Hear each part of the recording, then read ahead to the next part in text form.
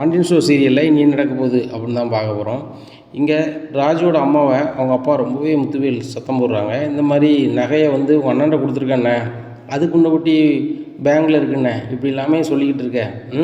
ஆனால் இப்போ நகை வந்து உங்கள் அண்ணன்கிட்ட இல்லைன்னு தெரிஞ்சு போச்சு, பேங்க்லேயும் இல்லை, நகை எங்கே போச்சுன்னு எனக்கு தெரியணும், அப்படி தெரியுத வரைக்கும் இந்த வீட்டில் நீ பச்சை தண்ணி குடிக்கக்கூடாது அப்படின்னு சொல்லிட்டு பேசுகிறாங்க. இதையே நினச்சிக்கிட்டு உட்காந்துட்ருக்காங்க. அப்போ வந்து மாறி சொல்கிறாங்க, அக்கா நீங்கள் சாப்பிடுங்க, இப்போ தான் வீட்டில் யாருமே இல்லைல்ல, மச்சானுக்கு ஒன்றுமே தெரியாதுல்ல அப்படிங்கிறாங்க.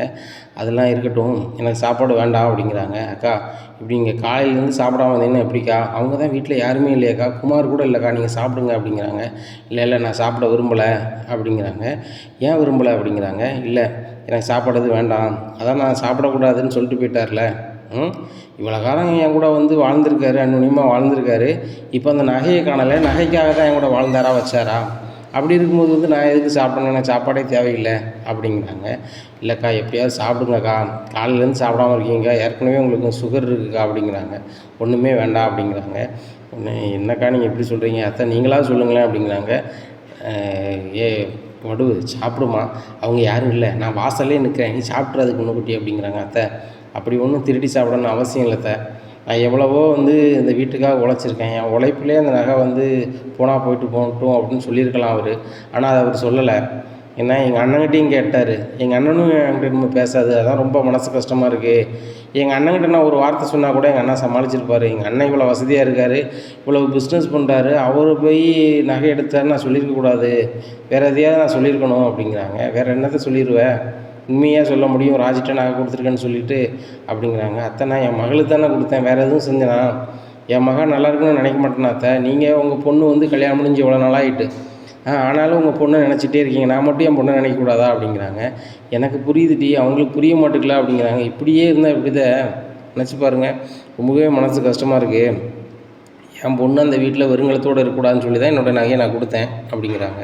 எல்லாம் இருக்கட்டும் வடுவே, அது நம்மளுக்கு தெரிஞ்ச கதை தானே, அவங்க வரதுக்குள்ளே நீ சாப்பிடுவாவா அப்படிங்கிறாங்க. இல்லைத்த, அவர் என்கிட்ட சொல்லிட்டு போன வாக்குக்கு நான் இனிமேல் சாப்பிட மாட்டேன், நான் செஞ்ச ஒரே தப்பு என் பொண்ணுக்கு நகையை கொடுத்தது, அதை நான் தப்பாக நினைக்கல, என் நகையை என் பொண்ணுக்கு கொடுத்துருக்கேன், அதை யாரும் கொடுக்கக்கூடாதுன்னு சொல்கிறதுக்கு அதிகாரம் இவருக்கும் கிடையாது, எங்கள் அண்ணனுக்கும் கிடையாது, யாருக்கும் கிடையாது, நான் கொடுத்துருக்கேன், அது தெரிஞ்ச அன்னைக்கு தெரியட்டும், நான் இன்னும் பச்சை தண்ணி குடிக்க மாட்டேன், என் உடம்பு எவ்வளவு மோசமானாலும் சரிதான் அப்படிங்கிறாங்க.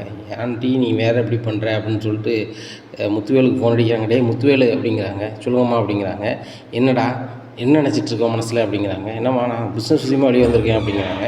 அதெல்லாம் இருக்கட்டும்டா, உன் பொண்டாட்டி சாப்பிடாமே உட்காந்துட்ருக்காளா, அதை என்ன ஏதுன்னு பார்க்கக்கூடாதா அப்படிங்கிறாங்க. ஏம்மா அவள் என்கிட்டயே பொய் சொல்ல ஆரம்பிச்சிட்டா, இந்த வீட்டில் எங்களுக்கு தெரியாமல் என்னெல்லாமோ நடக்கு, தம்பி ஒவ்வொரு வாட்டியும் சொல்லுவான் இந்த மாதிரி வீட்டில் இருக்க பொம்பளைகளுக்கு சரி கிடையாதுண்ணே, நம்ம அவங்களே நம்பிக்கிட்டு இருக்கோம், ஆனால் வந்து அவங்க நம்மளுக்கு எதிராகவே இருக்காங்கண்ணே, நம்மளை அசிங்கப்படுத்துறதுக்கே அவங்க தயாராக இருப்பாங்க அப்படின்னு சொல்லிக்கிட்டு இருப்பான். சரி நீ புரியாமல் பேசாடா, விடுறா நான் பலமுறை சொல்லியிருக்கேன், ஆனால் இப்போ தான் எனக்கு புரியுது, நான் அசிங்கப்பட காரணமே வீட்டில் உள்ளவங்க தான் இப்போ தான் புரியுது இந்த மரமண்டைக்கு அப்படிங்கிறாங்க. டேய் அதெல்லாம் பிறகு இருக்கட்டும்டா, அந்த முத்துவேல் வந்து எப்படின்னு எனக்கு தெரியும், இந்த ஊருக்கு தெரியும்டா, டேய் உன் பொண்டாட்டி ரொம்ப ஃபீல் பண்ணுறாடா, இவ்வளோ நாள் வாழ்ந்த வாழ்க்கையை அவர் புரிஞ்சுக்காமல் இப்படி நீ சாப்பிடக்கூடாதுன்னு சொல்லிட்டாரத்த, நீ பச்சை தண்ணி குடிக்கக்கூடாதுன்னு சொல்லிட்டாரத்த, நான் அவர் இருந்தாலும் இல்லாட்டிலும் பச்சை தண்ணி குடிக்க மாட்டேன்னு சொல்லிகிட்டு இருக்காருடா அப்படிங்கிறாங்க. ஏம்மா இருந்தால் இருக்கட்டும், போனால் போய் சேரட்டும் சரிதானா, ஆனால் வந்து அந்த நகை எங்கே போச்சு ஏது போச்சுன்னு தெரியாமல் நான் அவர்கிட்ட ஒரு வார்த்தை பேச மாட்டேன், போன வைங்க அப்படின்னு சொல்லி கட் பண்ணிடுறாங்க. டே அப்படிங்கிறாங்க. என்னடா இவன் வேறு போன வச்சான், எம்மா வடுவு நல்லா இருப்போம்மா சாப்பிடு அப்படிங்கிறாங்க. நான் சாப்பிடவே மாட்டேன் அப்படி இப்படின்னுட்டு இருக்கும்போது பழனி வராரு. என்னத்தா எல்லோரும் ஒரு மாதிரி இருக்கல என்ன அப்படிங்கிறாங்க. டேய் பழனி உங்கள் மைனி சாப்பிட சொல்லுடா அப்படிங்கிறாங்க. என்னாச்சு மைனிக்கு இது உடம்பு சரியில்லையா அப்படிங்கிறாங்க. குழந்தனார அப்படிங்கிறாரு அங்கே மாறி பழனியை. சொல்லுங்கள் மைனி அப்படிங்கிறாங்க. ஒன்றும்ல, நகை வந்து காணாமல் போன விஷயம் அண்ணன்மாருக்கு தெரிஞ்சிட்டு அப்படிங்கிறாங்க. என்ன நீ சொல்கிறீங்க, அப்போ பிரச்சனை பெரிய பிரச்சனை ஆகிட்டா, ஐயோ அப்போ நாங்கள் வந்தது தப்பாக போச்சு, நான் கிளம்புறேன் அப்படிங்கிறாங்க.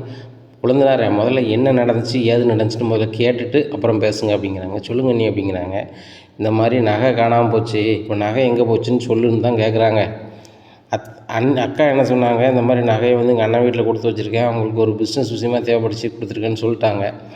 அப்போ அப்படியே போயிட்டு இருந்துச்சு. என் வீட்டுக்காரர் இருக்கார் அவங்க இளையனொன்னே அவர் போய் அந்த அண்ணனை கூப்பிட்டு வந்து உங்கள்கிட்ட தான் நகை இருக்கா, அப்படி நகை வாங்கினா எங்கிட்ட சொல்லிவிட்டு வாங்கலாம்ல, இது என்ன பழக்கம் அப்படி இப்படின்னு சொல்லி அவங்கள பேசிட்டாங்க. அவரும் எங்களை அசிங்கப்படுத்திட்டீங்களே, வீட்டில் கூட்டி கொண்டு வந்து எல்லோரும் சேர்ந்து தான் பண்ணியிருக்கீங்க, வடுவு நீனும் சேர்ந்து தான் பண்ணுறியா அப்படின்னு சொல்லி ரொம்ப கோவப்பட்டு போயிட்டார். இப்படி இருக்கும்போது உங்கள் அண்ணன் வந்து இந்த வீட்டில் நீ பச்சை தண்ணி குடிக்கக்கூடாது, நகை எங்கே இருக்குன்னு தெரியுது வரைக்குன்ட்டாங்க.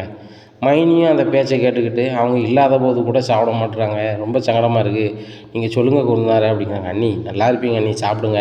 எங்கள் அண்ணன்மாரை பற்றி அவங்களுக்கு தெரியுமே, இன்றைக்கி நேற்றா வீம்பு பண்ணுறாங்க, அவங்க ரொம்ப நாளாக வீம்பு பண்ணிகிட்டு இருக்காங்க அண்ணி. நான் ஒரு சின்ன பையன், எங்கள் அக்கா ஒரு லவ் மேரேஜ் முடித்தா, அதை எட்டி பார்த்தேன், அதுக்கு இந்த வீட்டில் வரக்கூடாதுன்ட்டாங்க. அப்பேற்பட்டவங்க தான் அவங்க. என்ன செய்கிறது, தெரிஞ்சோ தெரியாமல் நீங்கள் அவங்க கல்யாணம் முடிச்சு இவ்வளோ காலம் வாழ்ந்துட்டீங்க அண்ணி.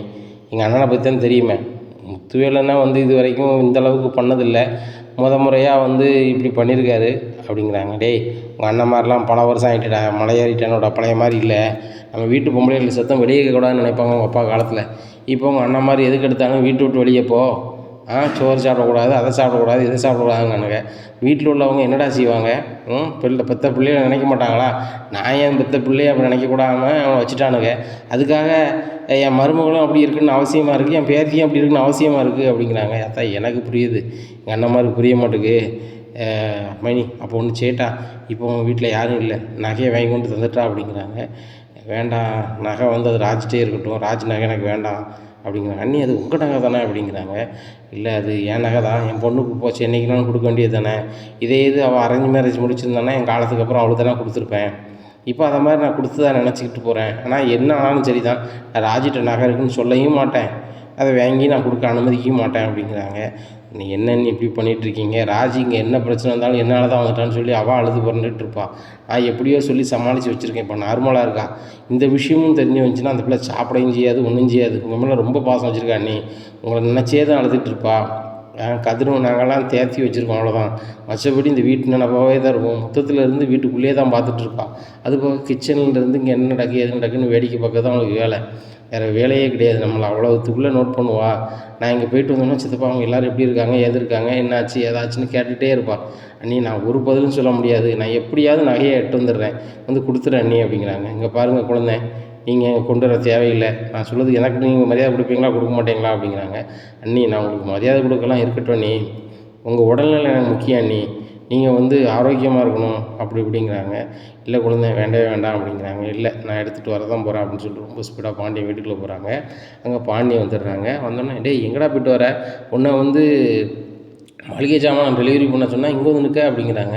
இல்லை மச்சான் இந்த வழியாக தானே டெலிவரி பண்ணிட்டு வந்தேன், அப்படியே வீட்டுக்கு வந்தேன் அப்படிங்கிறேன். அப்படியா சரிப்பா, அப்படியே சாப்பிட்ரு, நானும் சாப்பிட்டுதேன், நம்ம 2 பேரும் கடையில் இருந்துக்கிட்டு செந்தியில் வர சொல்லிடலாம் அப்படிங்கிறாங்க.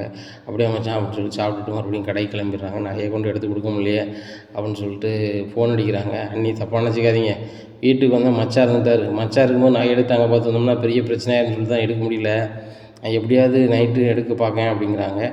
கொழுந்தனாரே நீங்கள் நகையும் கொண்டு வர வேண்டாம், ஒன்றும் கொண்டு வர வேண்டாம், அக்கா அழுதுகிட்டே இருக்காங்க, நகையே இங்கே வரக்கூடாதுன்னு சொல்லிக்கிட்டு இருக்காங்க, அதனால் நீங்கள் கொண்டு வரும்போது இவங்க பார்த்துட்டாலும் பிரச்சனை, அதுபோக நீங்கள் இங்கே வரைய முடியாத ஆக்கிடுவாங்க பார்த்துக்கோங்க அப்படிங்கிறாங்க.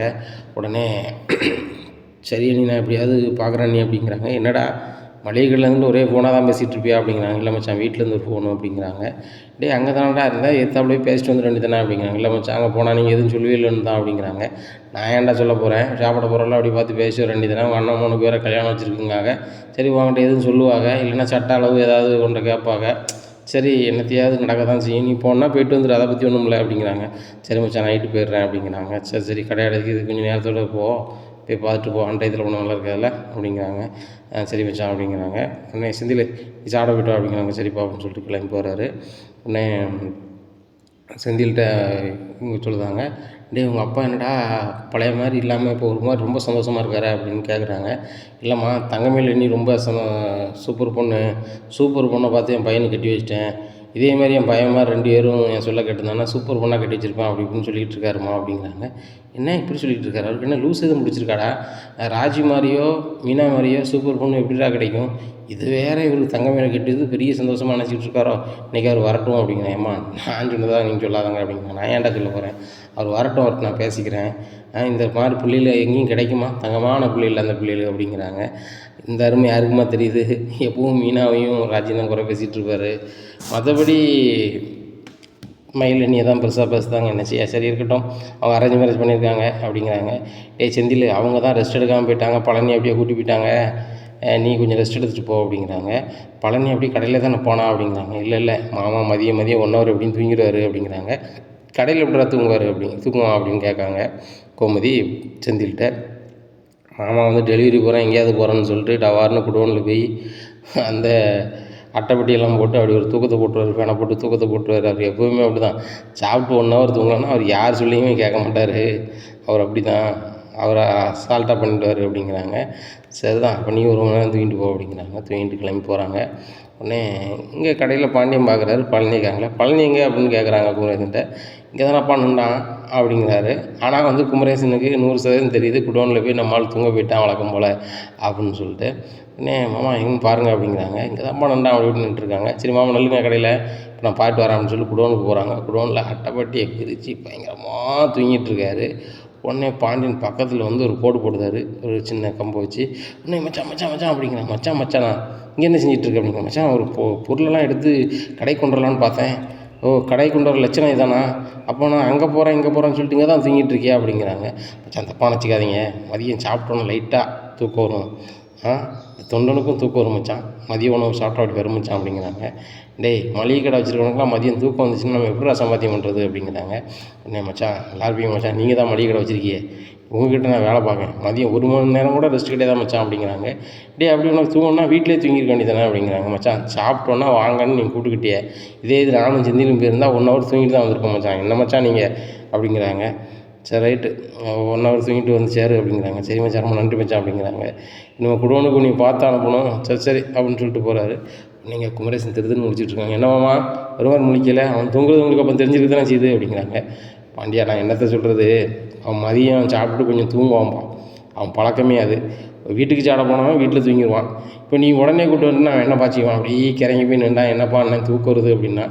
சரி ரைட்டு மதியம் தான் ஆட்கள் கம்மியாக தானே இருக்குது, நானும் பாண்டியன் பார்த்துட்டு தான் கண்ணை காமிச்சேன், அவன் தான் போயிருக்கான் அப்படிங்கிறாங்க. அப்போ அவன் பண்ணதுக்கெலாம் நீங்கள் கூட்டணுமா அப்படிங்கிறாங்க. எப்போ இதை கூட்டுன்னு எப்படிப்பா சொல்ல முடியும், நான் என்ன சொல்லுதேன், மதியம் சாப்பிட்டா கொஞ்சம் ரெஸ்ட் எடுக்குன்னு எல்லாருக்கும் தோணதான் செய்யும், அந்த ரெஸ்ட் அவன் எடுத்திருக்கான். ஆமாம் நீங்களாம் தூங்க மாட்டேங்களா மதியம் அப்படிங்கிறாங்க. எப்பா உனக்கும் எனக்கு அந்த பழக்கமே இல்லையாப்பா, நம்ம பழைய முதலாளிகள்கிட்ட இருக்கும்போதே மதியம் நம்மளுக்கு தூக்கம் கிடையாது. பகலில் தூங்கினோம்னா நைட்டு தூக்கம் வராதுப்பா, அது போக நல்ல உடல் வலிக்கு வேலை பார்த்தா தான் நைட்டு நல்ல தூக்கம் வருப்பா அப்படிங்கிறாங்க. இப்போ உள்ள பிள்ளை அப்படி எங்கள் மாமா இருக்காங்க, சாப்பிடுதாங்க மதியம் தூங்குதாங்க, அதுக்கப்புறம் உடம்பு ஏறிட்டு தொந்தி வச்சுட்டுன்னு சொல்லிக்கிட்டு இருக்காங்க. மதியம் தூங்காமல் இருந்தாலே பாதி தொந்தி வராது, வேறு ஒரு மாதிரி உழைச்சாலே உடம்புல கொழுப்பு தங்காது.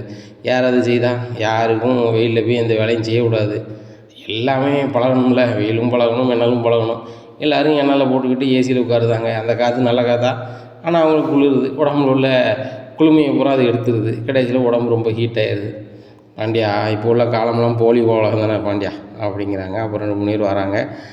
அண்ணாச்சி நாங்கள் கோயிலுக்கு வந்து திருவிழா வச்சுருக்கோம், நன்கொடை வேணும் அப்படிங்கிறாங்க. உடனே பாண்டியன் 1000 ரூபாயை கொடுக்குறாரு. என்னங்க இவ்வளோ பெரிய கடை வச்சுட்டு 1000 ரூபா கொடுக்குறீங்க அப்படிங்கிறாங்க. ஏங்க எங்களால் முடிஞ்சது செஞ்சுருக்கோம், 1000 ரூபா தந்திருக்கோம் அப்படிங்கிறாங்க. அண்ணாச்சி இந்த ஊரை வச்சு நீங்கள் ஏகப்பட்ட சம்பாத்தியம் பண்ணியிருக்கீங்க, நாங்கள் கோயில் திருவிழா நடத்துகிறோம், நீங்கள் வந்து இது தர மாட்டீங்களோ அப்படிங்கிறாங்க. அண்ணாச்சி உங்களை யாருமே இங்கே பார்த்த மாதிரி இல்லை, எல்லாருமே வெளியூர் பசங்க மாதிரி இருக்கீங்க, உங்களுக்கு நாங்கள் எப்படி திரையிலும் நான் என்னால் ஏன்டாவது வந்திருக்கேன் அப்படிங்கிறாங்க. என்னாச்சு நாங்கள் பக்கத்து ஊருக்காரங்க, எங்கள் ஊருக்காரங்களும் உங்கள் கடையில் வந்து தான் ஜாமான் வாங்குறாங்க, அப்போ நீங்கள் எங்களுக்கு வெயிட்டாக செய்யணும்ல அப்படிங்கிறாங்க. ஆமாம் பக்கத்து ஊர்னால் எந்த ஊர் உங்களுக்கு அப்படிங்கிறாங்க. 4 ஊர் தள்ளி சொல்லுதாங்க. அண்ணாச்சி அந்த ஊர் ஆட்கள் இங்கே வந்தால் வாங்க போகுது அப்படிங்கிறாரு குமரேசன். உடனே வாங்கலை, நாங்கள் எல்லா கடைக்கும் வசூல் பண்ணுதோம், நீங்கள் பணத்தை தர வேண்டியானே அப்படிங்கிறாங்க. பாண்டியன் சொல்கிறாரு, ஒரு கோயிலுக்கு நன்கொடை வாங்குறீங்க இப்படி தான் பேசுவீங்களா அப்படிங்கிறாங்க. யோ ஒழுங்கு மரியாதை இப்போ 5000 வரணும் அப்படிங்கிறாங்க. 5000 வரணும், அதுக்கு ஆள் நான் கிடையாது, முதல்ல கடையை விட்டு வெளில போங்க அப்படிங்கிறாங்க. போக முடியாது அப்படின்னு சொல்லிட்டு மல்லு கட்டிக்கிட்டு இருக்காங்க. அப்படின்னு செந்தில் வந்துடுறாரு. யாரையா நீங்கள் அப்படின்னு கேட்குறாங்க. நீ யாரா அப்படிங்கிறாங்க. இது எங்கள் கடைடா அப்படிங்கிறாங்க. அப்போ அவர் யாரா அப்படிங்கிறாங்க. அப்பாடா அப்படிங்கிறாங்க. உங்கள் அப்பா நான் 5000 தர சொல்லிடணும், அவ்வளோதான், கடையை நடத்த முடியாது வைக்க முடியாது அப்படிங்கிறாங்க. நாங்கள் கடை நடத்துறதுக்கும் உங்கள் நாளுக்கு 5000 தரதுக்கு என்னடா இருக்குது அப்படிங்கிறாங்க. செந்தில் ஏதோ ஒரு 4 ஊர் தள்ளியிருக்காங்களா, அவங்க வந்து கோயிலில் திருவிழா நடத்தாங்கன்னா நான் 5000 கொடுக்கணுமா, நன்கூட நாங்கள் கோயிலுக்கு ஒரு 1000 ரூபாய் கொடுத்தாச்சு, சரியா, கூட ஒரு 200 ரூபா தரோம் போக சொல்லு அப்படிங்கிறாங்க. உடனே ஒழுங்கு மரியாதை கிளம்புங்க அப்படி கிளம்பலன்னா அதுக்கப்புறம் தெரியும் அப்படிங்கிறாங்க. உடனே கிளம்ப முடியாடா என்னடா செய்யணும் அப்படிங்கிறாங்க. மரியாதையாக பேசுடா அப்படின்னு சொல்லி செந்தில் வெளுன்னு நிறுத்திட்டு இருக்காங்க. அந்த சூழ்நிலை கதிர் வந்துடுறாரு. கதிர் வந்து பார்த்தோன்னே செந்தில் வந்து யார்கிட்டையும் சண்டை போட்டுட்டு இருக்கானா செந்தில் அண்ணா அப்படின்னு சொல்லிட்டு ஓடி வந்து அண்ணா அண்ணா என்னாச்சு அப்படிங்கிறாங்க. டேய் நம்ம கடையில் வந்து 5000 நன்கொடை பிரச்சனை பண்ணுறாங்க. இவங்கள பார்த்தா கோயில் திருவிழா நடத்த மாதிரி தெரியல, வீட்டு வீட்டுக்காக வசூல் பண்ணுற மாதிரி கடை கடையாக வசூல் பண்ணுற ஆள் மாதிரி தெரியுது அப்படிங்கிறாங்க. ஏய் உனக்கு எந்த ஊரா அப்படிங்கிறாங்க. உனக்கிட்ட யாருன்னா சொல்லணும், ஒருத்தரும் வந்து கேட்டுட்டு இருக்கீங்க அப்படிங்கிறாங்க. அந்த ஆளை கதிர் கொடுக்குற குட்டுக்குள்ளே எல்லோரும் பிச்சு பிடிங்கி ஓடுறாங்க. உடனே ஒருத்தன் அண்ணாச்சி விட்டுருங்க அப்படிங்கிறாங்க. இங்கே எவ்வளோ நன்கொடை வாங்கினீங்க? 1000 வாங்கினேன். முதல்ல இதை கொடு, யார்கிட்ட எங்கே வாங்கினீங்களோ அவ்வளோத்தையும் கொடுத்துட்டு போகிறேன் அப்படிங்கிறாங்க. உடனே நான் பார்த்துக்கிறேன் அப்படின்னு சொல்லிட்டு அவனை கூப்பிட்டு எந்தெந்த கடையில் கொண்டு வந்து திருப்பி கொடு அப்படிங்கிறாங்க. உடனே வியாபாரி சங்கத்திலேருந்து எல்லோரும் வந்து நன்றி சொல்கிறாங்க பாண்டியன்ட்ட. பாண்டியன் ஒவ்வொரு கடையிலையும் இவ்வளோ வேணும் அவ்வளோ வேணும்னு சொல்லி நெருக்கடி பண்ணியே வாங்கினாங்கப்பா. கடையில் வியாபாரம் பண்ண முடியல, சரி போயிட்டு தொலையிட்டோம், அவனுடைய பிரச்சனைன்னு சொல்லி கொடுத்தாச்சு. ஆனால் கதிர் உண்மையிலே ரொம்ப தங்கமான பயப்பா. வாங்கின பணத்தை பூரா அவ்வளோ கடைக்கும் ஒப்படைக்க வச்சுட்டான், மக்களுக்கும் ஒப்படைக்க வச்சுட்டான். கிட்டத்தட்ட ஒரு 3 லட்ச ரூபா வரைக்கும் அவனை பிரிச்சிருக்கானுங்க நம்ம ஊர்லேயே. அந்த 3 லட்ச ரூபாயுமே மக்களுக்கு சென்றடைய மாதிரி செஞ்சுட்டான். உண்மையிலே ரொம்ப நல்ல பையங்களா பெற்று வளர்த்துருக்கப்பா அப்படிங்கிறாங்க. உடனே பாண்டியன் சிரிக்கிறாரு. உண்மையிலே என் மக்கமாரு தங்கமான பிள்ளைகள் தான், கொஞ்சம் கரடு முரடாக பேசுங்க. ஏன்னா என்னை எதிர்த்து கல்யாணம் முடிச்சுட்டு வச்சுட்டுன்னு சில நேரம் நான் வருத்தப்பட்டாலும் கூட பிள்ளைகள் எனக்கு ஒன்றுனா விட்டு கொடுக்காது. என் கடைக்குட்டி கதிர் வந்து என்கிட்ட அடி கூட்டி பேசுவான். இப்போ நானும் கோவத்தில் அவன்கிட்ட பேசுவேன். ஆனால் அந்த கடையில் ஒரு சின்ன பிரச்சனை நடந்துக்கிட்டு இருக்கணுன்னு வந்தவன் சைக்கிளை விட்டுட்டு விளாச ஆரம்பிச்சது மட்டும் இல்லாமல் அவ்வளோ ஒரு பணத்தையும் கொடுக்குது இது பண்ணிட்டான் அப்படின்னுட்டு இருக்கும்போது கதிர் வராரு. வந்து அண்ணா செந்தில்னா வேறு எதுவும் பிரச்சனை இல்லை, வராதுன்னுமே, அப்படி வந்துச்சுன்னா நான் ஃபோன் அடிச்சிருங்க அப்படின்னு சொல்லிட்டு சைக்கிள் எடுத்து கிளம்புறாரு.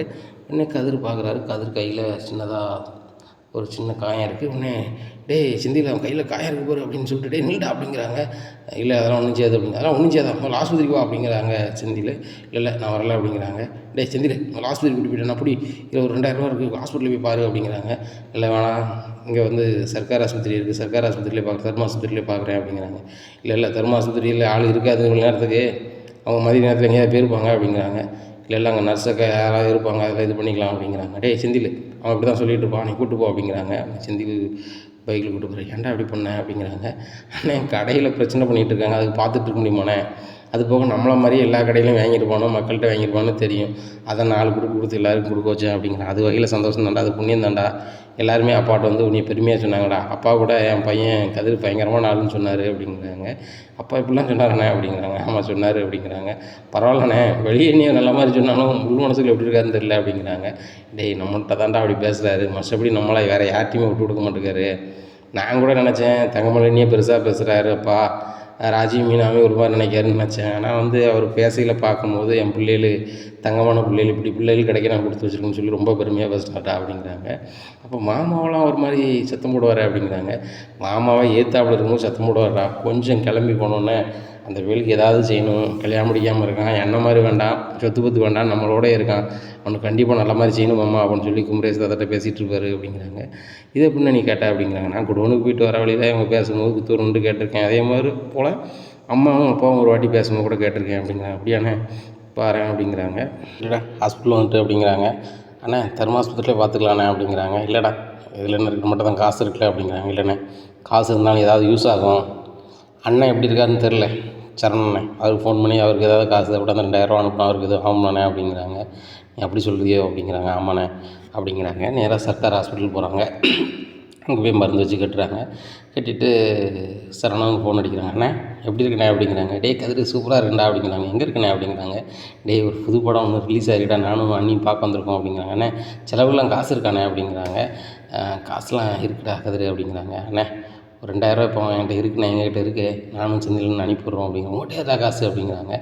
ஒன்றும் அப்பா தான் கொடுத்தாருண்ணே அப்படிங்கிறாங்க. அப்பா கொடுத்தாரா அப்படிங்கிறாங்க.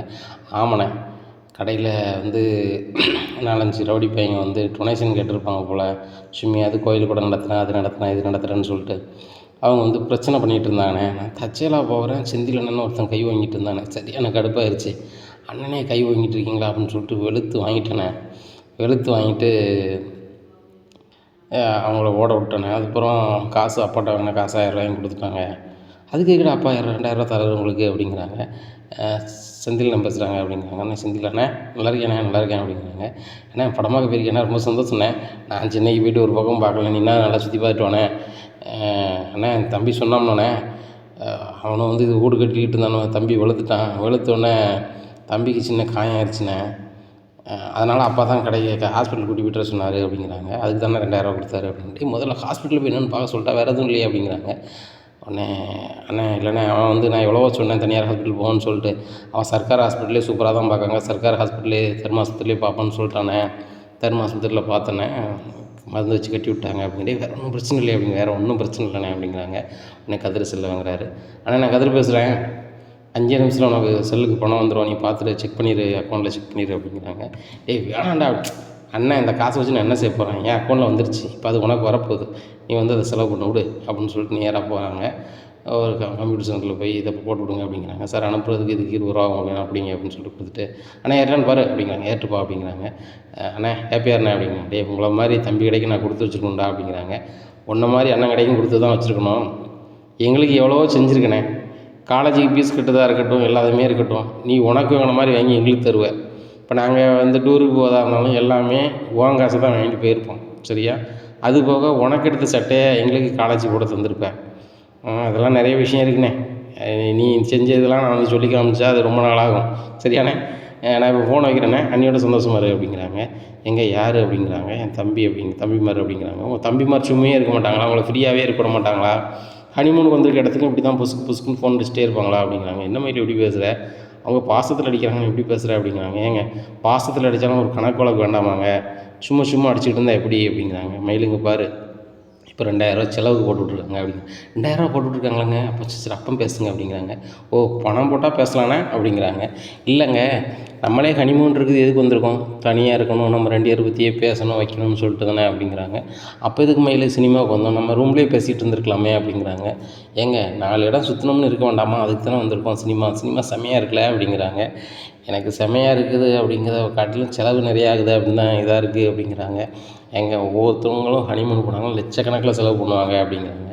மயிலுங்க பாரு, விரலுக்கு ஏற்ற வீக்கம் தான் இருக்கணும், நான் என்ன சம்பளம் வாங்குகிறேன், 20,000 சம்பளம் வாங்குகிறேன், 20,000 சம்பளம் வாங்கிட்டு நம்ம அதுக்கேற்றாப்புல தானே இருக்கணும் அப்படிங்கிறாங்க. மாமா நீங்கள் எல்லாம் இதை சொல்லவே கூடாது அப்படிங்கிறாங்க. ஏன் 20,000 வாங்கிட்டு உங்கள் அப்பாட்ட அப்படியே கொடுத்துட்றீங்க, இப்போ இதே இது அந்த 20,000 உங்கள்கிட்ட இருந்துச்சுன்னு வச்சுக்கோங்க, நம்மளுக்கு கல்யாணம் முடிஞ்சு 2 மாதம் ஆகிட்டுன்னு ஒரு கணக்கு வருதுன்னா 40,000 உங்கள் கையில் இருக்கும், 40,000 வச்சு நம்ம எப்படி ஜாலியாக இருக்கலாம் நினச்சி பாருங்கள். ஆனால் வந்து நீங்கள் எல்லா காசையுமே உங்கள் அப்பாட்ட கொடுத்துட்றீங்க, நான் கல்யாணம் முடிஞ்ச பிறகு உங்கள் அப்பாட்ட கொடுத்தா என்னவா அர்த்தம், நினச்சி பாருங்கள் அப்படிங்கிறாங்க. மயில நான் என்ன செய்கிறது, எப்போவுமே எங்கள் அப்பாட்ட நான் வாங்கின சம்பளத்தை கொடுத்துருவேன் அப்படிங்கிறாங்க. இன்னும் அதை நான் பார்த்துக்குறேங்க, மாமாட்ட நான் பேசிக்கிறேன், மாமா நான் சொன்னால் கேட்பாங்க, உங்கள்கிட்ட இன்னும் சம்பளம் கேட்க மாட்டாங்க அப்படிங்கிறாங்க. இங்கே பாரு மயில், என் விஷயத்தை அப்பாட்ட பேசுகிறத எவ்வளோ வச்சுக்காத அப்படிங்கிறாங்க. இங்கே என் விஷயம் உங்கள் விஷயம் எப்படி சொல்கிறீங்க, உங்கள் உழைப்பை வந்து எதுக்குன்னு நம்ம கொடுக்கணும், இப்போ கதிர் உழைக்கிறார் ஃபுல்லாக கொண்டு மாமாட்ட கொடுக்குறாரா, இல்லை மீனா உழைக்கிறாங்க ஃபுல்லாக கொண்டு கொடுக்குறாங்களா? மீனா 1 ரூபா காசு கொடுக்குறது கிடையாது, செந்திலுக்கு சம்பளமே கிடையாது, அவங்க ஓசி சாப்பாடு சாப்பிட்டுட்டு ஜம்பமாக இருக்காங்க. ஆனால் நீங்கள் 20,000 உழைச்சி கொண்டு அப்படியே கொடுத்துட்றீங்க. உங்கள் அப்பா அதை மளிகை கடைக்கு போட்டு பொருள் வாங்குறாரு, இல்லை அக்கௌண்ட்டில் போடுறாரா, இல்லைன்னா விவசாயத்துக்கு பயன்படுத்துகிறாரா, இல்லைன்னா வேறு எதுவும் செய்கிறாங்களான்னு தெரியல. நம்மளை வச்சு அவங்களுக்கு லாபம் தான். ஏன் இவ்வளோ நாளும் உங்களை வச்சு அவங்க லாபத்தில் தான் இருந்திருக்காங்க. ஏன் இன்னும் கொஞ்சம் இன்னமும் வந்து இருக்கிற காலத்தில் வந்து உங்கள் சம்பளத்தை உங்கள்கிட்டே இருக்கிற மாதிரி பண்ணதுக்கு என்ன தப்புங்க இருக்குது அப்படிங்கிறாங்க. மயிலுங்க பாரு, வேறு எதுவுமே பேசாத பிள்ளைங்கிட்ட, சம்பளத்தை எங்கள் அப்பாட்ட தான் கொடுப்பேன் அப்படிங்கிறாங்க. என்னங்க இவ்வளோ பேசிகிட்ருக்கேன், நீங்கள் இப்படி சொல்லிகிட்ருக்கீங்க, என் புருஷன் வந்து 100 ரூபா காசுக்கு என் மாமாட்ட வந்து நான் பெட்ரோல் போடணும்ப்பா எனக்கு 100 ரூபா தாங்க 50 ரூபா தாங்க நின்றுட்டு இருப்பீங்களா, எனக்கு அவமானமாக இருக்குது அப்படிங்கிறாங்க. மயில், எங்கள் அப்பாட்ட வாங்குறது எனக்கு அவமானமாக தெரில அப்படிங்கிறாங்க. உங்களுக்கு வேணால் அவமானமாக தெரியாமல் இருக்கலாங்க, நான் உங்கள் ஒய்ஃப், சரிங்களா? உங்கள் முன்னாடி என் முன்னாடி நீங்கள் வந்து பணம் இல்லைன்னு சொல்லிட்டு இருக்கும்போது எனக்கு தான் ரொம்ப கஷ்டமாக இருந்துச்சு. அந்த லாட்ஜி முன்னாடி 2 மணி நேரம் நின்றுனேன், எந்த புருஷனாவது தான் பொண்டாட்டி இவ்வளோ நேரம் காக்க வச்சுருப்பாங்களாங்க, ஆனாலும் நான் காத்துட்டு தானே இருந்தேன் அப்படிங்கிறாங்க. மயில், அது தப்பு யாராலும் நடந்துச்சு அப்படிங்கிறாங்க. அப்போ அந்த மயில் நினைக்காங்க, அக்கா புக் பண்ணு நம்ம தானே தேவையில்லாமல் வாங்கி கொடுத்துட்டோமேன்னு சொல்லிட்டு. ஏங்க தெரியாமல் நடந்துட்டு, ஆனால் உங்கள் கையில் காசு இருந்துருக்கணும்ல, நினச்சி பாருங்கள். இல்லை எங்கள் வீட்டில் தான் 50,000 1 லட்சம்னாலும் தரேன்னு சொன்னாங்களா, அதை நீங்கள் வாங்கலை, கேட்டால் வீம்புன்னு சொல்கிறீங்க அப்படிங்கிறாங்க. மயிலுங்க பாரு, ஹனிமூனுக்கு போகிறேன்னு சொல்லிட்டு யாருமே வந்து மாமனார் வீட்டில் பணம் வாங்க மாட்டாங்க, அப்படி வாங்கினாலும் மரியாதையாக இருக்காது, அதனால தான் நான் வாங்குறது கிடையாது, சரியா? எங்கள் தம்பிமாரும் அதான் சொன்னாங்க, என்ன 1 ரூபா காசுலாம் நம்ம காசில் போகணுண்ணே, மாமனார் வீட்டில் பணத்தில் போனோன்னா மரியாதை இருக்கானே சொன்னானுங்க, அதில் நான் செஞ்சிட்ருக்கேன் அப்படிங்கிறாங்க. அப்போ தான் நினைக்கிறாரு சரவணன், நினைக்கிறாரு மயிலை, தம்பி சொல்லும்படி தான் இது பண்ணணும், வெளுத்தெழுப்புலாம் போனால் சரி வராது, நம்ம விட்டு தான் பிடிக்கணும், அவள் ஒரு மாதிரி வியூ பண்ணான்னா நம்ம அதுக்கேற்றாப்புல நம்மளும் வியூ பண்ணால் தான் கதை நடக்கும். அவள் சொல்லிக்கே நம்ம போனோம்னா ரொம்ப வச்சு செய்வா அப்படின்னு சொல்லிட்டு சரி மயிலு கிளம்புவோம் அப்படிங்கிறாங்க. இல்லைங்க படம் முடியலங்க அப்படிங்கிறாங்க. மயில் எனக்கு தலைவலிக்கு கிளம்பலாம், படம் பார்த்த வரைக்கும் போகலாம், போவோம் அப்படிங்கிறாங்க. ஏங்க படம் முடிஞ்சுன்னா போவோம் அப்படிங்கிறாங்க. மயிலுங்க பாரு படம் முடிய நைட்டு 11 மணி ஆயிரும். 11 மணி எப்படிங்க ஆகும், இப்போ தானங்க வந்திருக்கோம், மதியம் தானங்க ஆகுது அப்படிங்கிறாங்க. மதியம் தான் ஆகுது மயில், நான் என்ன சொல்கிறேன், ரொம்ப நேரம் நான் ஆயிரும்னு நினைக்கிறேன், வா போவோம் அப்படின்னு சொல்லிட்டு கிளம்பிடுறாங்க. ஏங்க நீங்கள் எதையோ மனசில் வச்சுட்டு பேசுகிறீங்க, ஒன்றும் மனசில் வைக்கல, ரூமுக்கு போ அப்படிங்கிறாங்க. ரூமுக்கு போகிறாங்க. அங்கே சாப்பாடெல்லாம் ரெடி ஆகிடுச்சு சார், சாப்பிட வரீங்களா அப்படிங்கிறாங்க. சார் ரைட்டு அப்படின்னு சாப்பிட போகிறாங்க. ஏங்க இப்படியே நம்ம ஹோட்டல்லே சாப்பிட்டு இருந்தால் நல்லாவே இருக்காதுங்க, வெளியே போய் சாப்பிடுவோம் அப்படிங்கிறாங்க. மயிலுங்க பாரு ஹோட்டலில் சாப்பாடுலேருந்து எல்லாமே ஃப்ரீ, எல்லா வகையிலுமே சாப்பாடு இருக்குது. நார்த் இந்தியன் உணவு இருக்குது, வட இந்தியா நார்த் இந்தியன் உணவும் இருக்குது, தென்னிந்திய உணவு இருக்குது, நம்ம ஊர் சாப்பாடுலேருந்து எல்லாமே இருக்குது. அதுவும் வாழை இலையில கொடுக்காங்க. இதுக்கு மேலே நம்மளுக்கு என்ன வேணும் மயில் அப்படிங்கிறாங்க. ஏங்க இங்கேயே சாப்பிட்டு போர் அடிக்கி அப்படிங்கிறாங்க. மயில் நாங்கள் வந்து பல்லாத நாளாகிட்டு இதுக்குள்ளே உனக்கு போர் அடிக்கும் அப்படிங்கிறாங்க. சரி அந்த உணவு பிடிக்கலன்னா வேறு உணவு சாப்பிடு அப்படிங்கிறாங்க. இல்லைங்க எனக்கு வந்து வெளியில் நீங்கள் சாப்பாடு வாங்கிட்டு வரணும் அப்படிங்கிறாங்க. மயிலுங்க பாரு இங்கே சாப்பாடே இல்லை அப்படின்னா வந்து நான் வாங்கி தர தயாராக இருக்கேன், மாச்சிக்கிறதுல உன்னை பட்னியாக போடக்கூடாது, நியாயம்தான். ஆனால் இங்கே சாப்பாடு இருக்கும்போது நான் இதை சாப்பிட மாட்டேன், இன்னொரு சாப்பாடு தான் வேணும்னா அது வந்து தும்முறு தான். சரியா, இந்த தும்முருக்கு நான் ஆள் இல்லை மேலே, சாப்பிட்டா சாப்பிடு, உனக்கு என்ன பிடிக்கும்னு எனக்கு தெரியும், அதை ஒரு பார்சல் வாங்கி கொண்டு ரூமில் வச்சிடுறேன், எந்திரிச்சு உனக்கு வயிறு விசாலும் சாப்பிடு அப்படின்னு சொல்லிட்டு பார்சல் வாங்கிட்டு அவர் சாப்பிட்டு கிளம்புறாரு. முன்னாடியே மயில் போகிறாங்க. மயிலுக்கு சரியான கடுப்பாக இருக்குது, நம்ம பிடிச்சி காட்டுறோம் ஆனால் புது பொண்டாட்டின்னு சொல்லிட்டு கொஞ்சம் கூட அவருக்கு இது இல்லையே அப்படின்னு சொல்லி நினச்சிட்டு இருக்காங்க. இங்கே சரவணன் நல்லாவே தூங்கிடுறாங்க. சரவணன் நல்லா தூங்கணுன்னு அவங்க அம்மாவுக்கு ஃபோன் அடிக்கிறாங்க. என் அம்மாவும் நல்லா தூங்கிடுறாங்க. என்ன இவ்வளோ நேரத்துக்கு ஃபோன் வருது, மயிலாக தான் இருக்குன்னு சொல்லி மயிலே அப்படிங்கிறாங்க. அம்மா ரொம்ப கடுப்பாக இருக்குமா அப்படிங்கிறாங்க. உன்னை கட்டி கொடுத்துட்டு எனக்கு ரொம்ப கடுப்பாக இருக்குடி சொல்லிடி அப்படிங்கிறாங்க. பாக்கியம் தங்கமயில்கிட்ட, ஏம்மா இன்றைக்கி வந்து நான் கொஞ்சம் அவர்கிட்ட பிஹேவ் பண்ணணும்னு பார்த்தேன் ஏன்டி அப்படிங்கிறாங்க. இல்லை கடையில் சாப்பாடு வாங்கிட்டு வாங்கன்னு சொன்னேன், அவர் வாங்கிட்டு வர முடியாதுன்ட்டாரு அப்படிங்கிறாங்க. அப்போ நீ பட்னியாகவே இருந்த அப்படிங்கிறாங்க. இல்லைம்மா ஹோட்டலில் எங்களுக்கு எல்லாம் சாப்பாடு ஃப்ரீ தான், அதில் விதவிதமாக இருந்துச்சு, அந்த சாப்பாடெல்லாம் எனக்கு பிடிக்கும் தான், ஆனால் நான் சொன்னால் செய்வாரா செய்ய மாட்டாருன்னு என் மனசில் தோணுச்சு, ஆனால் நீ போயிட்டு வாங்க அப்படின்னு சொல்லும்போது நான் போக முடியாது, உனக்கு வேணால் சாப்பாடு எடுத்துக்கொண்டு ரூமில் வைக்க, இந்த சாப்பாடு எடுத்து வைக்க, இந்த சாப்பாடுக்கும் சேர்த்து நம்ம பணம் கட்டியிருக்கோம், அப்படி பிடிக்கலாம் வச்சிரு, இந்த சாப்பாடுமே உனக்கு பிடிக்குன்னு தெரியும்னு சொல்லிட்டு சாப்பாடை பார்சல் பண்ணி வச்சுட்டு அவர் பாட்டில் சாப்பிட்டுட்டு இங்கே வந்து தூங்கிட்டு இருக்காருமா அப்படிங்கிறாங்க. என்னடி சொல்கிற, அவன் புருஷங்க ஹனிமூனுக்கு போனது தூங்குக்கு தான் போனாரா, உன்னை சந்தோஷமாக வைக்கிறதுக்காக போகலையா அப்படிங்கிறாங்க. எனக்கு ஒன்றும் தெரியலம்மா, நானும் ஹனிமூனுக்கு வந்தால் சந்தோஷமாக இருக்கலாம், அப்படி இருக்கலாம் இப்படி இருக்கலாம் ஆசைப்பட்டு தான்மா வந்தேன், ஆனால் இவன் ஒன்றுமே நடக்கலாமா அப்படிங்கிறாங்க. உன் புருஷன் உண்மையிலே வேஸ்ட்டுடி, இப்போ இருக்க பசங்க எள்ளுனா எண்ணெயாக இருப்பாங்க, ஆனால் அவன் புருஷன் பழைய டீ பிளேட்டை தான் இருக்கார், அங்கே போய் தூங்குறதுக்கு எதுக்கு போகணும் மனுஷன், உனக்கு பொண்டாட்டிக்கு பிடிச்சதெல்லாம் வாங்கி கொடுக்கணும், கையில் காசு இருக்கணும், அப்படிலாம் கிடையாது அப்படிங்கிறாங்க. இல்லைம்மா அவர் தம்பிமார் ஒரு 2000 போட்டு விட்டாங்களாம், பெருசாக பேசுகிறாங்க அப்படிங்கிறாங்க. ஆமாம் 2000 பெரிய காசு, நம்மளுக்கெல்லாம் ஒரு நாள் செலவுக்கு அது ஆகுமா அப்படிங்கிறாங்க. அப்படி சொல்லு பாக்கியம் அப்படிங்கிறாங்க மயிலோட அப்பா. நீ வாயை மூடிட்டுரும் அப்படிங்கிறாங்க. அந்த மயில் நேரம் ஆயிடுச்சு சாப்பிட்டுட்டு தூங்கு அப்படிங்கிறாங்க. இல்லைம்மா அவர் வாங்கிட்டு வந்து தான் சாப்பிட்டா வீம்பாக நினைக்க மாட்டாரா அப்படிங்கிறாங்க. அதை காலையில் சமாளிச்சுக்காடி, உணவு வீணாக போடக்கூடாது, என் புருஷன் வந்து வாங்கிட்டு வச்ச உணவு, அதை நம்ம வீண் பண்ணக்கூடாதுன்னு நினச்சேன், சாப்பிட்டோம்னு சொல்லி அப்படி ஒரு ஐஸை வையி, உன் மாமனுக்கு வைக்கிற ஐஸை அவனுக்கு கொஞ்சம் உன் புருஷனுக்கும் வச்சேன்னா உன் புருஷன் காலில் விழுந்து கிடப்பார். நான் என்ன சொல்லுதேன், நீ ஹனிமூனுக்கு போயிட்டு வரும்போது ஓன் சொல்ல மட்டும்தான் புருஷன் கேட்குற மாதிரி இருக்கணும், அந்தளவு நீ நடக்கணும்டி அப்படிங்கிறாங்க.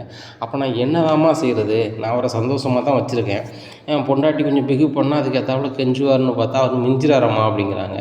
அவருக்கு யாரும் ஃபோனுக்குன்னு பண்ணி சொல்லுதாங்களேடி அப்படிங்கிறாங்க. ஆமாம்மா கொஞ்சம் நேரத்துக்கு ஒருக்கா அவங்க தம்பிமார் ஃபோன் அடிச்சுட்டே இருக்காங்க அப்படிங்கிறாங்க. அதானே அவங்க தம்பிமார்கிட்ட பேசுகிறமோ இல்லை கட் பண்ணு, அவங்க தம்பிமார்கிட்ட பேசக்கூடாத எதையாவது சொல்லி தம்பிமாரை கட் பண்ணி விட்டால் சரியாக வரப்போகுது அப்படிங்கிறாங்க. அது எப்படிம்மா சரியாக வரும், நாங்கள்லாம் ஒரே குடும்பத்திலலாமா இருக்கோம் அப்படிங்கிறாங்க.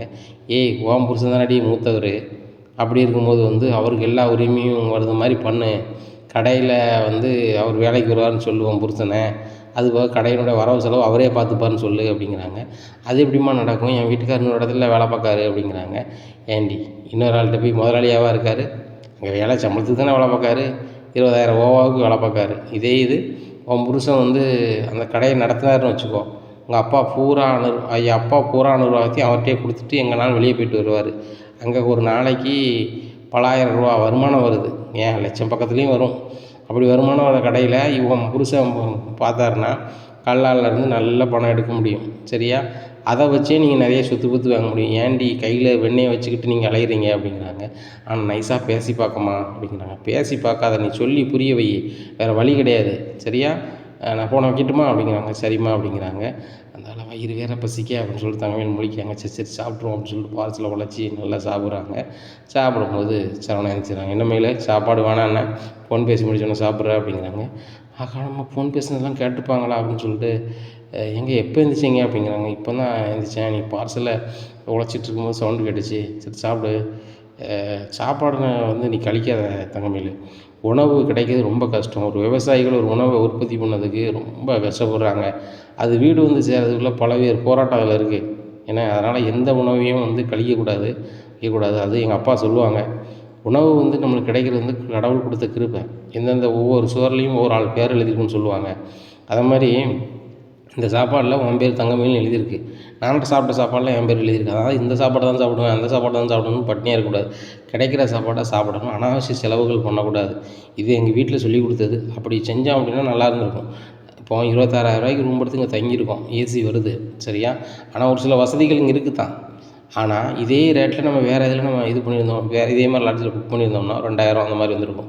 3 நாளில் 6,000 முடிஞ்சிருக்கும். அப்போ மீதி பணம் நம்ம கையில் வந்திருக்கும், சரியா?